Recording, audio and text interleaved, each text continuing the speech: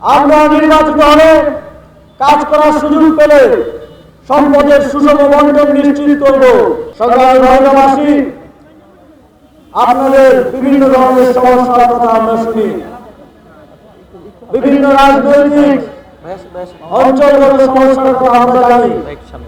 আমরা একদলীয় ঐক্যের পক্ষ থেকে আপনাদেরকে প্রমিস করতে চাই, আপনারা যদি আপনাদের ম্যান্ডেট দিয়ে আমাদেরকে কাজ করার সুযোগ করে দেন, সেগুলো আমরা সমাধান করবো ইনশাআল্লাহ। ভালুকায় ভূমি দখল, বন উজাড় করে এই অঞ্চলের যে প্রাকৃতিক ভারসাম্য, সেই ভারসাম্য নষ্ট হচ্ছে। ভালুকায় কলকারখানা হচ্ছে, শিল্পায়ন হচ্ছে, কিন্তু স্থানীয় তরুণদের, স্থানীয় জনগণের সেখানে কর্মসংস্থান নিশ্চিত হচ্ছে না। ভালুকায় শ্রমিকরা জনসময়ে তাদের বেতন পাচ্ছে না।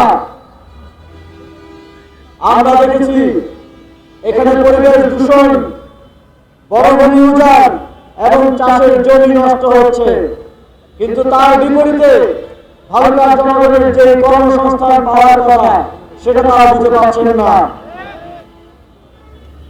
এখানে মাদকের সমস্যা রয়েছে, জুয়ার সমস্যা রয়েছে, এখানে স্বাস্থ্যসেবার মান, রাস্তাঘাট সহ নানা ধরনের সমস্যার মধ্য দিয়ে আপনারা যাচ্ছেন।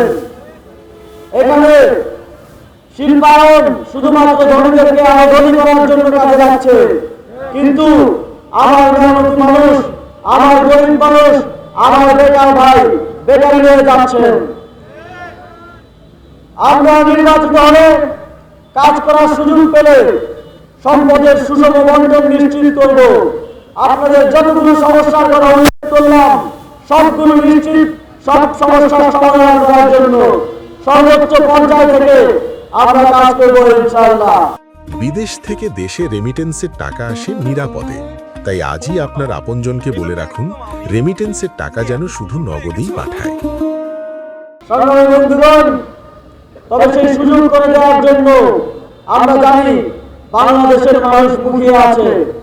বাংলাদেশের জনগণ একজোটে যে ঐক্য হয়েছে, সেই ঐক্যের যেখানে যেই মার্কা আছে, সেই মার্কাকে নিজের মার্কা, যেই প্রার্থী আছে সেই প্রার্থীকে নিজের ভাই মনে করে ভোট দেওয়ার জন্য প্রস্তুত আছে।